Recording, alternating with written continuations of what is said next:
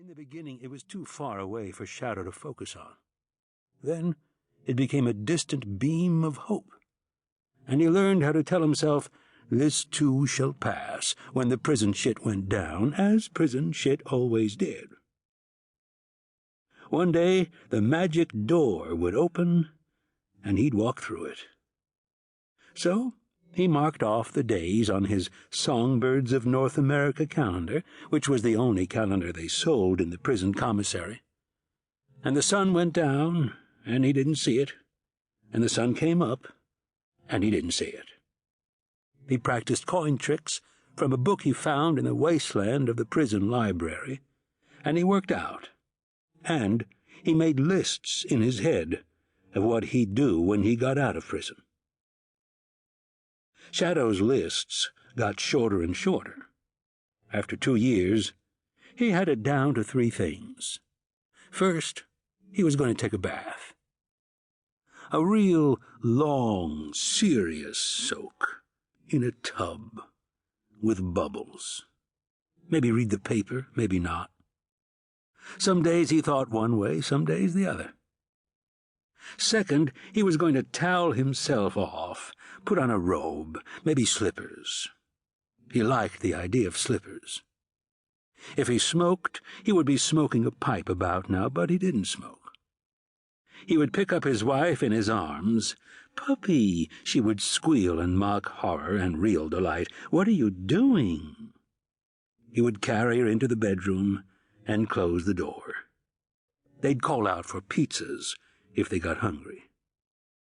Third, after he and Laura had come out of the bedroom, maybe a couple of days later, he was going to keep his head down and stay out of trouble for the rest of his life. "And then you'll be happy?" asked low-key Lysmith. That day they were working in the prison shop, assembling bird feeders, which was barely more interesting than stamping out license plates.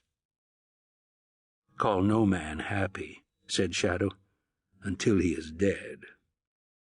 "Herodotus," said Loki. "Hey, you're learning."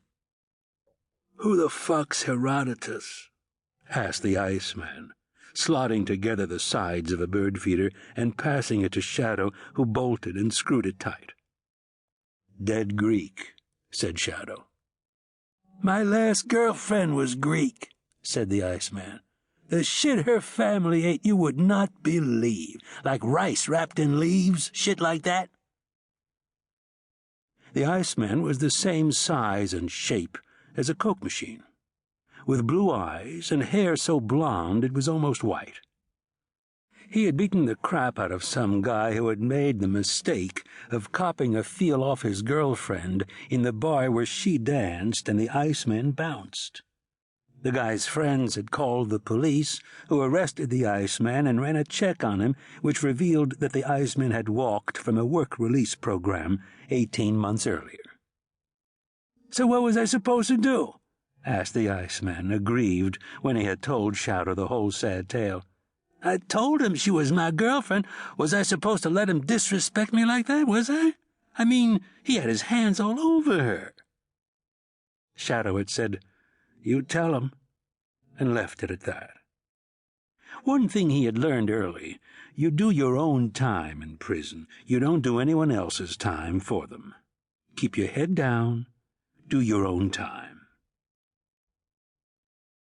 Lysmith had loaned Shadow a battered paperback copy of Herodotus's Histories several months earlier.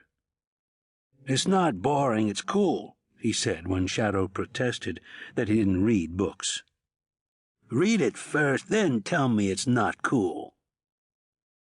Shadow had made a face, but he had started to read, and had found himself hooked against his will. "Greeks," said the Iceman with disgust. "And it ain't true what they say about them, neither. I tried giving it to my girlfriend in the ass. She almost clawed my eyes out." Lysmith was transferred one day, without warning. He left Shadow his copy of Herodotus. There was a nickel hidden in the pages. Coins were contraband. You can sharpen the edges against a stone, slice open someone's face in a fight. Shadow didn't want a weapon. Shadow just wanted some.